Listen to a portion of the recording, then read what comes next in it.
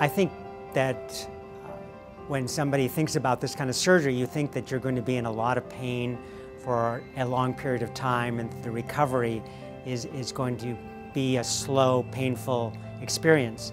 And actually, what was surprising was that from the very beginning, the pain was a lot less than the pain that I had prior to the surgery.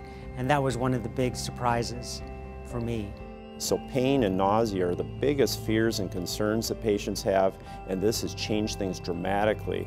Whereas I saw people who were just very painful post-op day one several years ago, you'd see people now after a total knee who are totally comfortable the next morning, eating breakfast, smiling and talking to you and ready to proceed with their physical therapy. So whenever I realized it was time for the surgery, I went on the internet and I did some research. And I had meet and greet with a few doctors, and when I came to the Polyclinic, I really enjoyed Dr. Cannon. I thought he had a wonderful, personable manner, and I need that, and I decided to go with him.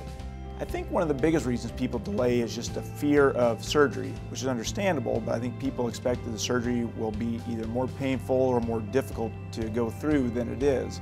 And with just a little bit of patient education, we can really walk them through the steps that are involved with the surgery and with the recovery. And usually after that, people are quite a bit more confident and comfortable with considering that option.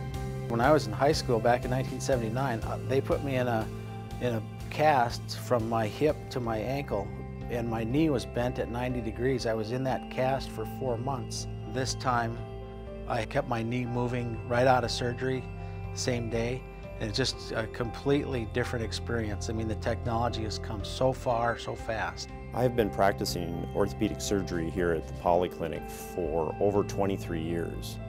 And during that time, we have built a department that is made up of a group of physicians who have at least 10 years of surgical experience.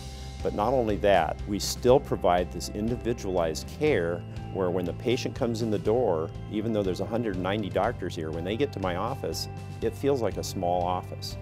My goal was actually to go back to hiking and backpacking, and I had set a trip about 6 months later to do some hiking in the Sierra Nevadas, which I was able to do, and the highlight was get to a point in the hike that was 11,000 feet up a mountain pass and be able to do that without pain, which is something that I would not have been able to do a year ago. For me, the decision was about quality of life. I got to the point where I was taking a bottle of ibuprofen a week. I couldn't run, I couldn't hike, I couldn't go downhill or downstairs without severe pain, couldn't sleep through the night, and my quality of life had just gone south. When you get your quality of life eroded like that, it's time. And get it done and you'll be happy you did, like I am. So since my surgery, I have just gone on a Caribbean cruise and danced every night, and I'm looking forward to getting back into the garden and also playing with my grandchildren. What a change orthopedics can make in a patient's life. And these orthopedic procedures that we do, especially hip and knee replacements, change people's lives.